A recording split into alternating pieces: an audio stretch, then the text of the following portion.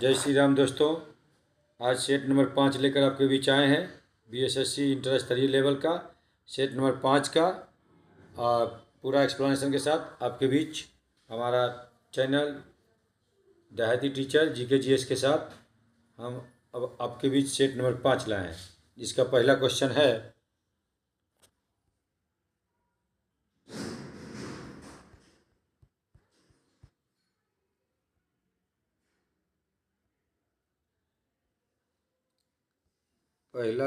ये रहा कि निम्नलिखित के आधार पर हिमालयी नदी की प्रायद्वीपीय नदी की तुलना कीजिए। तो इसका पहला ऑप्शन, अधिकांश हिमालयी नदियाँ बारहमासी है, जबकि अधिकांश प्रायद्वीपीय नदियाँ वर्षा भर निर्भर करती है। सही बात है, हिमालय से निकलने वाली नदियाँ सभी बारहमासा नदी है। दूसरा इसका ऑप्शन है, हिमालय नदी की ढाल प्रायद्वीपीय नदी की तुलना में अधिक खड़ा है। सही है, हिमालय सबसे ज़्यादा खड़ी है जबकि प्रायद्वीपीय नदी कम खड़ी है। इसका तीसरा ऑप्शन है कि प्रायद्वीपीय नदी हिमालय नदी की तुलना में अपने रास्ते में अधिक क्षरण का कारण बनती है। ये गलत है, इसलिए ऑप्शन 1 और 2 सही है। 1 और 2 इसका सही है, इसका तीसरा गलत है। अब जिसमें ऑप्शन होगा 1 2 मार लीजिए। अगला चलते हैं ए में। अगला क्वेश्चन है कि राजस्थान में स्थित खैतरी खादान किसके लिए प्रसिद्ध है। तो राजस्थान प्रसिद्ध है तांबा के लिए। राजस्थान तांबा के लिए प्रसिद्ध है, और राजस्थान जानते हैं राजाओं का नगर था। राजस्थान में जो अभी वर्तमान में लोकसभा की सीट 25 है और विधानसभा का सीट 200 पूरी है। अब अगला क्वेश्चन आपके बीच, ये अंडमान निकोबार द्वीप में गद्दीदार चोटी, इसका इंग्लिश तथा सैडल पीक कहाँ स्थित है। तो अंडमान निकोबार की सबसे ऊंची चोटी का नाम है सैडल पीक, जो कि उत्तरी अंडमान में स्थित है। इसका आंसर डी नंबर। अब अगला क्वेश्चन है कि निम्नलिखित में वह कौन सा राज्य है जिसकी अंतर्राष्ट्रीय सीमाएं 3 देश के साथ नहीं लगती है। तो पश्चिम बंगाल का 3 देश के साथ लगती है, सिक्किम का भी लगता है, जबकि मिजोरम का 3 देश के साथ नहीं लगती है। इसलिए आंसर हो जाएगा मिजोरम। अगला क्वेश्चन है कि निम्न में से कौन सा राजस्थान का मरुस्थलीय जिला नहीं है। तो आप जानते हैं राजस्थान में जो मरुस्थल है वो थार मरुस्थल है, और कुल मिला के राजस्थान के 12 जिलों में ये फैला हुआ है, जिसमें से बाड़मेर, जैसलमेर, चूरू है, किंतु यह कोटा में फैला हुआ नहीं है। कोटा प्रसिद्ध है इंजीनियरिंग और मेडिकल के लिए, पढ़ाइयों के लिए, पता है आपको। अब अगला क्वेश्चन है आपके बीच, निम्न में से किस महाद्वीप में सबसे अधिक देश है। तो सबसे अधिक देश है अफ्रीका में। अब जानते हैं अफ्रीका को अंध महादेश भी कहते हैं। अफ्रीका में कुल मिला के 54 देश, जबकि एशिया में 48 देश, और यूरोप में 44, और उत्तरी अमेरिका में 23 देश है। इसलिए आंसर हो जाएगा इसका सी। अगला क्वेश्चन है क्वेश्चन नंबर 7, निम्नलिखित में से कौन सा विश्व का कहवा पतन, कहवा कहते हैं कॉफ़ी को, कॉफ़ी में उत्पादन में सबसे अग्रणी देश ब्राज़ील है। ब्राज़ील का जो पतन है, बंदरगाह है, उसका नाम है सेंटोस। आंसर हो जाएगा बी नंबर। अगला क्वेश्चन है आपके बीच क्वेश्चन नंबर 8 कि भारतीय संविधान की प्रस्तावना में किस प्रकार का न्याय की बात नहीं है। भारतीय संविधान की प्रस्तावना में सामाजिक न्याय है, आर्थिक न्याय और राजनीतिक न्याय की बात है, जबकि लोकतांत्रिक शब्द का प्रयोग इसमें उस लोकतांत्रिक न्याय का कहीं भी उल्लेख नहीं है। अब अगला क्वेश्चन है, क्वेश्चन नंबर है 9 नंबर। 9 कहता है कि एक पंचायत समिति किस स्तर पर एक पंचायती राज संचरण का चालन करती है। तो आप जानते हैं जो पंचायत समिति होता है वो ब्लॉक स्तर का होता है, जिला परिषद जिला स्तर का होता है, और ग्राम सभा ग्राम स्तर का होता है। तो पंचायत समिति किस लेवल का होगा, ब्लॉक स्तरीय। इसलिए आंसर हो जाएगा 9 का ए। अब अगला क्वेश्चन है आपके बीच क्वेश्चन नंबर 10, 1946 में जो गठित हुई थी अंतरिम सरकार के मंत्रिमंडल में लियाकत अली मंत्रिमंडल में वित्त विभाग किसे सौंपा गया? तो आप जानते हैं वित्त विभाग मुस्लिम लीग का आदमी था जिसका नाम है लियाकत अली। लियाकत अली मुस्लिम विभाग का, मुस्लिम पार्टी का था और जिसे वित्त विभाग की सौंपा गया। क्वेश्चन नंबर 11 है कि निम्न में से कौन सा मूल अधिकार केवल भारतीयों के नागरिक को प्राप्त है? तो मूल अधिकार जीवन स्वतंत्रता का अधिकार सबको है, धर्म का भी मानने का है, समानता का भी अधिकार कुछ कुछ है, अभिव्यक्ति का जो अधिकार है वो किसी भी विदेशी को नहीं है, केवल और केवल भारतीयों को। अब अगला क्वेश्चन है क्वेश्चन नंबर 12, भारत के संविधान में कौन सा अनुच्छेद भारतीय निर्वाचन आयोग की स्थापना करता है? तो आप जानते ही हैं कि भाग 15 निर्वाचन की व्यवस्था करता है, जिसका उल्लेख अनुच्छेद 324 से 329 में जिक्र किया गया है। तो इसका आंसर हो जाएगा 324, भाग 15 में है। अब अगला क्वेश्चन है कि निम्नलिखित भारतीय राज्यों में किसकी राज्य विधान सभा में सदस्यों की संख्या सबसे अधिक है? तो जो सबसे अधिक है वह ऑप्शन के अनुसार हिमाचल प्रदेश में हो जाएगा, क्योंकि हिमाचल प्रदेश में विधानसभा का सीट 68 है। कितना है? 68। जबकि मणिपुर, मेघालय और अरुणाचल प्रदेश में 60 सीट है, इसलिए आंसर हो गया बी। अगला क्वेश्चन है संसद के संयुक्त सत्र की अध्यक्षता कौन करता है? तो संसद के संयुक्त सत्र की अध्यक्षता करता है लोकसभा का अध्यक्ष यानी स्पीकर, जबकि बुलाता है राष्ट्रपति, बुलाते हैं इसको। अब अगला क्वेश्चन नंबर 15 कहता हाउस ऑफ द पीपल को Lok Sabha, house of the people English में नाम था, अंग्रेज रखा था, अब इसका नाम कर दिया गया लोकसभा। 1954 में किया गया लोकसभा इसका नाम। अगला क्वेश्चन नंबर 16 कि कृषि विपणन प्रणाली में सुधार के लिए भारत सरकार द्वारा अपनाया गया नीतिगत उपाय क्या है? तो भारत सरकार द्वारा अपना है सार्वजनिक वितरण प्रणाली PDS, पब्लिक डिस्ट्रीब्यूशन सिस्टम। दूसरा है न्यूनतम समर्थन मूल्य MSP। तीसरा है बफर स्टॉक का रख रखाव। ये सभी कृषि विपणन सुधार के लिए भारत सरकार द्वारा अपनाया गया उपाय है, इसलिए ऑप्शन डी। अगला क्वेश्चन नंबर होगा 17।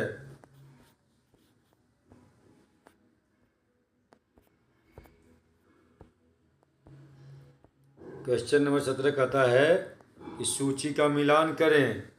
सूची मिलाएंगे, कौन किसके साथ मिलेगा? तो पहला लिखा है धूसर क्रांति। धूसर क्रांति का संबंध फर्टिलाइजर से है, तो फर्टिलाइजर मतलब उर्वरक, 1 का 4। दूसरा है गुलाबी क्रांति। गुलाबी क्रांति का संबंध झींगा मछली और प्याज से है, इसलिए बी का आंसर ए। रजत क्रांति अंडा से है। और लाल क्रांति लाल मीट और टमाटर से, यानी टमाटर और मांस से है, जिसमें अभी होगा 17 का, उसमें मिला लेंगे। अब क्वेश्चन नंबर 18। क्वेश्चन 18 कहता है नगद आरक्षी अनुपात का समझाया जा सकता है। तो नगद आरक्षी अनुपात, इसको कहते हैं कैश रिजर्व रेशियो इंग्लिश में। इसका उद्देश्य होता है जमा राशि का अंश जो बैंक RBI के पास रखती है। RBI वर्तमान में CRR 4.5 रखे हुए है। यदि CRR RBI बढ़ाती है तो बैंक की जो तरलता होती है वो घटती है। जैसे CRR का रेट RBI घटाती है तो बैंक की तरलता बढ़ती है, इसलिए आंसर हो गया इसका ए। क्वेश्चन नंबर 18 19 जैन धर्म श्वेतांबर एवं दिगंबर संप्रदायों में किसके शासनकाल में विभाजित हुआ? तो जैन धर्म 2 भाग में बट गया, श्वेतांबर और दिगंबर में। इस जो बट गया था चंद्रगुप्त मौर्य के शासनकाल में हो गया था। अगला क्वेश्चन है कि कि प्रसिद्ध रेशम मार्ग सिल्क मार्ग किस वंश के शासकों का अधिकार था? तो ये कुषाण वंश का अधिकार था। चीन से निर्यात होने वाली रेशम मार्ग पर कुषाण शासकों का अधिकार होने के कारण उन्हें काफ़ी लाभ होता था। कुषाण जानते हैं कनिष्क किस वंश का था? कुषाण वंश का। चलिए अगला क्वेश्चन है कि नवपाषाण के औजार के संबंध में निम्नलिखित कथनों पर विचार कीजिए। तो नवपाषाण जो है लगभग 9,050 9,500 बोली सीधा 9,500 ईसा पूर्व के समय नवपाषाण काल की शुरुआत मानी जाती है। तो औजार पॉलिश किए जाते थे, सही बात है। इस अवधि में ओखल और मूसल का उपयोग अनाज की पीसने के लिए किया जाता था, ये भी सही बात है। तो ऑप्शन 1 और 2 सही है, इसलिए हम जाएंगे आंसर सी के साथ। अगला क्वेश्चन है क्वेश्चन नंबर 22। क्वेश्चन नंबर 22 कहता है कि हर्षवर्धन को नर्मदा नदी के तट पर किसने हराया? तो प्रसिद्ध शासक हर्षवर्धन को हराया था पुलकेशिन द्वितीय ने। किसने हराया था? पुलकेशिन द्वितीय ने। पुलकेशिन द्वितीय चालुक्य नरेश था, चालुक्य वंश का शासक था। अब अगला क्वेश्चन है कि मोहम्मद गौरी ने किस युद्ध में पृथ्वीराज चौहान को हराया? तो तराइन का प्रथम युद्ध में मोहम्मद गौरी को हरा दिए थे पृथ्वीराज चौहान, जबकि तराइन के द्वितीय युद्ध मोहम्मद गौरी ने पृथ्वीराज चौहान को हरा दिया था। तराइन का प्रथम युद्ध 1191 में और द्वितीय युद्ध 1192 में हुआ था। क्वेश्चन नंबर 24 कहता है कि सांकेतिक मुद्रा व्यवस्था किसने लागू की थी? सांकेतिक मुद्रा प्रसिद्ध शासक जानते हैं मोहम्मद बिन तुगलक, यह तुगलक वंश का शासक था। अगला क्वेश्चन नंबर 25 कहता है मध्यकालीन भारत में खराज किससे संबंधित था? तो बच्चों मध्यकालीन भारत में खराज जो था वो भूमि कर से संबंधित था,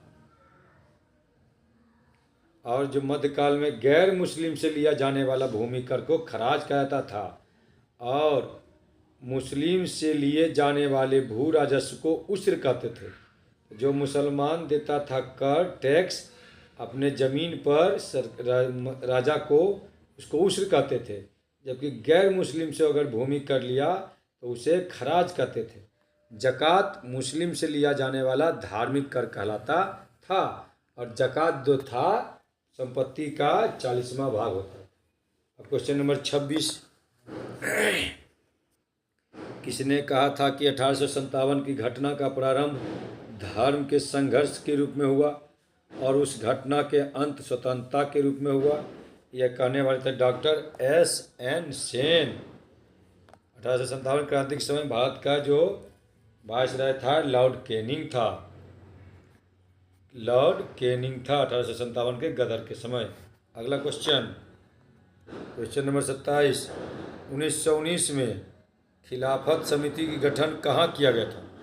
तो खिलाफत समिति का गठन जो किया गया था 1919 में बम्बई में किया गया था। अब जानते हैं खिलाफत आंदोलन क्यों हुआ था? तो तुर्की में खलीफा पद को समाप्त करने का जो अंग्रेजों द्वारा लाया गया था कानून, उसके खिलाफ में इंडिया में खिलाफत आंदोलन किया था, जिसका समर्थन गांधी जी भी किए थे। इसलिए 27 के आंसर भी बम्बई। 28 नंबर सविनय अवज्ञा आंदोलन को वापस लेते हुए गांधी जी ने गांधी इरविन समझौता कब किया? तो गांधी इरविन समझौता प्रसिद्ध क्वेश्चन, पुराना क्वेश्चन सब जानते हैं, 5 मार्च 1931 को गांधी इरविन समझौता हुआ। क्वेश्चन नंबर 29 कहता है भारत छोड़ो आंदोलन का प्रस्ताव किस बैठक में पारित हुआ? तो बैठक हुआ था वर्धा में। वर्धा में बैठक हुआ भारत छोड़ो आंदोलन का प्रस्ताव। भारत छोड़ो आंदोलन 1942 में हुआ।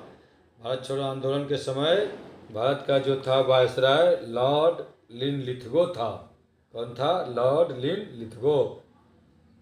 क्वेश्चन नंबर 30 पूर्ण स्वराज की मांग को कांग्रेस ने औपचारिक रूप से किस अधिवेशन में मान लिया गया? तो पूर्ण स्वराज की मांग को कांग्रेस जो मान लिया गया था लाहौर अधिवेशन। लाहौर अधिवेशन 1929 में हुआ था। लाहौर रावी नदी के किनारे तट पर बसा हुआ है, पाकिस्तान में है वर्तमान में लाहौर। अब अगला क्वेश्चन है क्वेश्चन नंबर 31। ये साइंस का क्वेश्चन है कि मानव शरीर में विटामिन ए जो आँख के लिए बहुत फायदेमंद होता है, वो कहाँ संचित रहता है? तो संचित रहता है यकृत में। यकृत को लीवर कहते हैं। Answer A. Question number 32। किस प्राणी के जीव द्रव में हीमोग्लोबिन का विलय हो जाता है? तो जानते हैं हीमोग्लोबिन मेढक में रहता है, मछली में खून निकलता है, मानव में निकलता है, केचुआ में नहीं निकलता है, इसलिए केचुआ। Answer number D. अगला क्वेश्चन नंबर 33। क्लोरोफिल का खनिज घटक, ये तो बहुत आसान है, क्लास 9 में लिखल है। क्लोरोफिल का खनिज घटक मैग्नीशियम, Mg, इसका परमाणु संख्या 12, इसका संकेत Mg, परमाणु संख्या 12। Question number 34। कहता है मिलान कीजिए। तो जनन ग्रंथि जो होता है प्रोजेस्टेरोन एक का दूसरा कहता है कि पीयूष ग्रंथि यानी वृद्धि हार्मोन। तीसरा कहता है अग्नाशय इंसुलिन। और चौथा कहता है अधिवृक्क कार्टिसोल। इसमें जो भी आंसर होगा मिला देंगे आप लोग। क्वेश्चन नंबर 34 के बाद 35।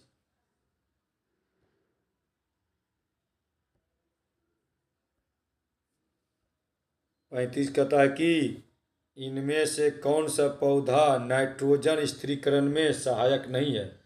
तो नाइट्रोजन स्थिरीकरण जो होता है राइजोबियम नामक जीवाणु के कारण होता है, जो कि मटर, चना, सेम कहते हैं इसको, सेब लिखा गया गलती से, ये सेम है, मो है, सेम के पौधे में होता है, जबकि धान के पौधे में नहीं होता है।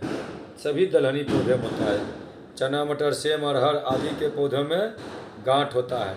अभी चना आप लोग कबाड़े को देखना, चना के जड़ में गांठ जैसा बनल होगा, वही नाइट्रोजन स्थिरीकरण करता है। Question number 36। पौधों में अर्धसूत्री विभाजन के अध्ययन के लिए सबसे उपयुक्त भाग कौन सा है? तो अर्धसूत्री विभाजन का सबसे अच्छा भाग है परागकोश। परागकोश में जो है पौधे में अर्धसूत्री विभाजन अध्ययन के लिए उपयुक्त है। अगला क्वेश्चन नंबर 37। कुनैन जानते ही है, मलेरिया का इलाज करता है। कुनैन जो मलेरिया के लिए प्रमुख औषधि है, वह प्राप्त होती है कहाँ से? तो आवृतबीजी पादप से। कुनैन आवृतबीजी पादप है। चलिए, जो कि सिनकोना नामक छाल से प्राप्त होता है। अगला क्वेश्चन। BCG वैक्सीन का इस्तेमाल क्षय रोग के लिए होता है। क्षय माने टीबी रोग के लिए, क्षय रोग। ऑप्शन नंबर इसका हो जाएगा 38 का सी। टीबी के ट्यूबरक्लोसिस कहते हैं टीबी का फुल फॉर्म। आगे क्वेश्चन 39 कहता है एथलीट फूड जो होता है बच्चों दोस्तों, ये होता है फफूंदी के कारण, एथलीट फूड। अगला क्वेश्चन है मनुष्य के शरीर में पसलियों ने कितने जोड़े होते हैं? तो 12 जोड़े या 24 पीस। चलिए, क्वेश्चन नंबर 41। निम्नलिखित में कौन सी एक ऊष्मा की इकाई नहीं है? तो कैलोरी सब में जूल में है, जबकि वाट शक्ति का एसआई मात्रक होता है। वाट शक्ति का एसआई मात्रक है। Question number 42। रेगिस्तान में मृग मरीचिका बनने वाली घटना किस कारण से होती है? तो ये पूर्ण आंतरिक परावर्तन के कारण होती है। मृग मरीचिका जिनको समझ में नहीं आता है, अभी आप मोटरसाइकिल पर बैठोगे तो धूप के समय दोपहर में देखना 2-3 बजे आप रोड पर चलोगे तो आपके आगे रोड पर ही दिखेगा कि लगेगा कि पानी जैसा है, वो उसी कहते हैं मृग मरीचिका। अगला क्वेश्चन है क्वेश्चन नंबर 43। यदि किसी वस्तु पर लगाए गए बल की दिशा वस्तु की दिशा की विपरीत दिशा में होती है तो वस्तु की गति पर क्या प्रभाव पड़ता है? तो वस्तु की गति कम होती है। अगला क्वेश्चन है बैटरी का आविष्कार। बैटरी का आविष्कार तो बहुत आसान है, वोल्टा। बैटरी का आविष्कार किसने किया? वोल्टा साहब ने 1799 ईस्वी में। वोल्टा का पूरा नाम है अलेसांड्रो वोल्टा। सर्वप्रथम बैटरी का आविष्कार किया था। चलिए अगला क्वेश्चन है क्वेश्चन नंबर 45 कि किस तापमान पर सेल्सियस और फ़ारेनहाइट पैमाने का मान बराबर होता है? तो -40 डिग्री।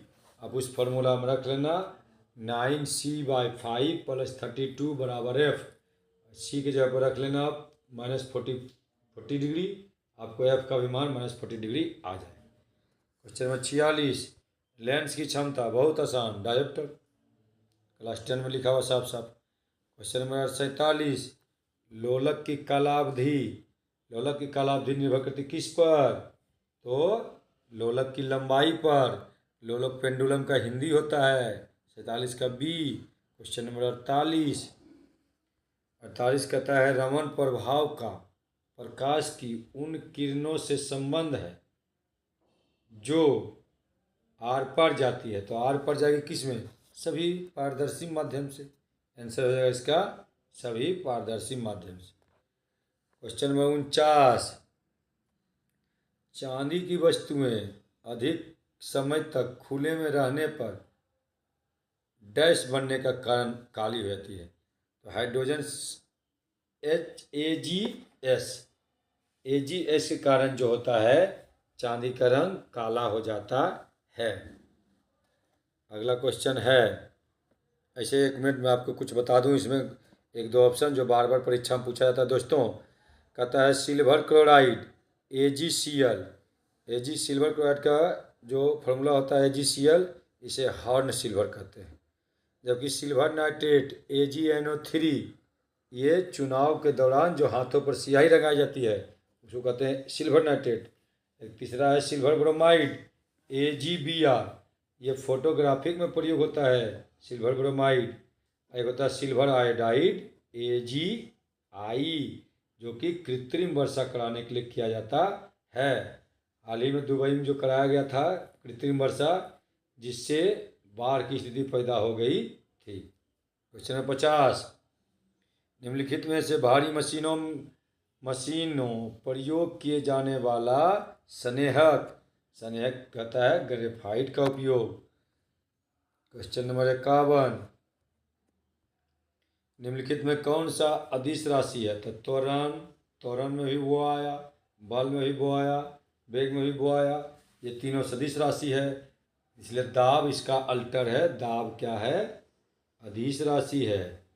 चलिए क्वेश्चन नंबर 52 प्रकाश उत्सर्जक डायोड के कार्य करने का सिद्धांत है। प्रकाश उत्सर्जक डायोड के कार्य करने का सिद्धांत जो है वैद्युत संदीप्ति।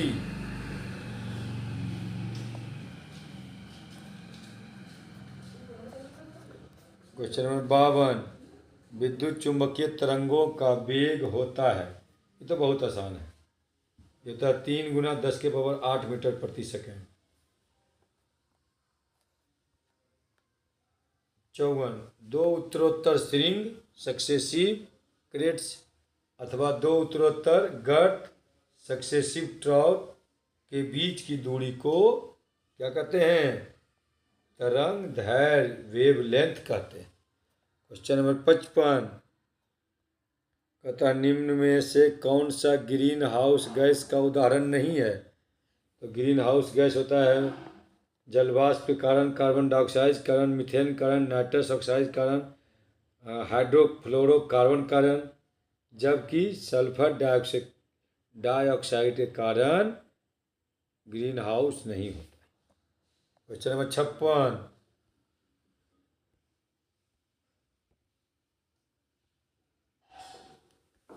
कहता है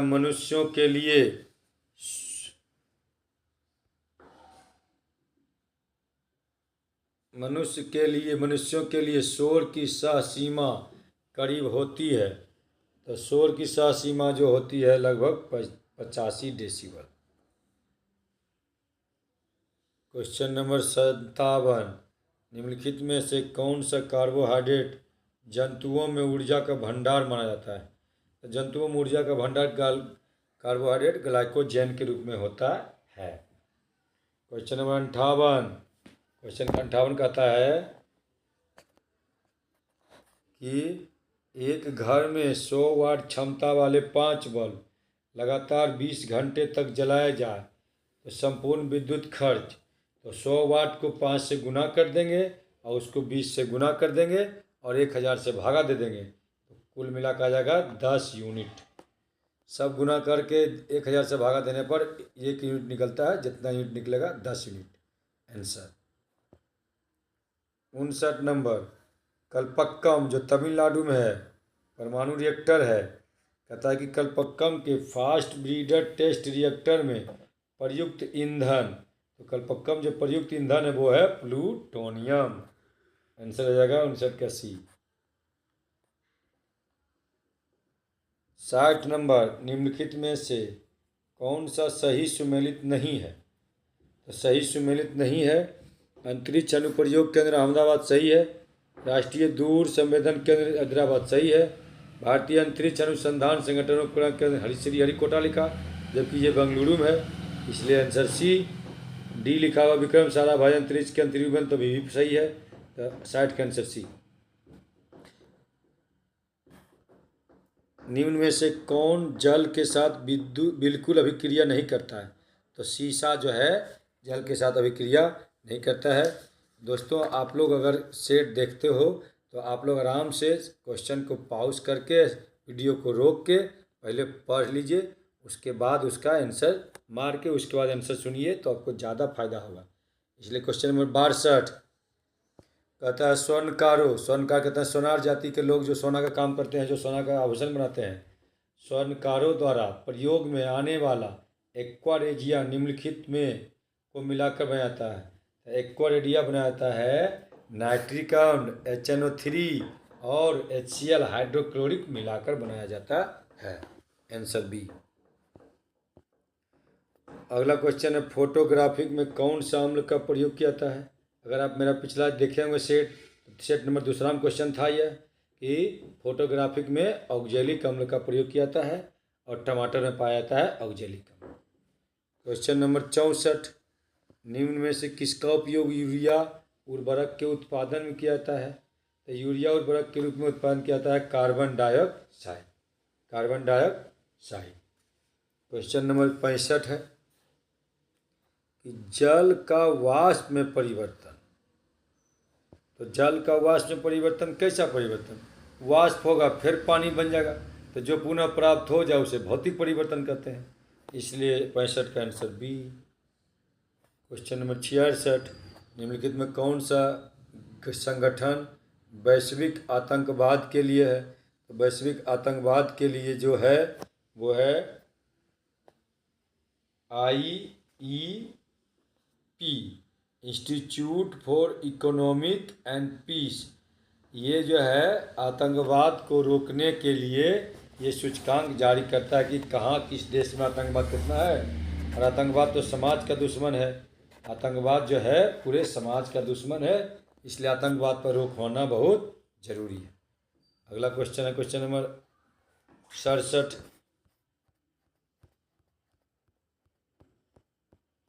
क्वेश्चन नंबर 67 कहता है कि किस राज्य सरकार ने ग्रीन हाइड्रोजन नीति लागू करने की घोषणा की?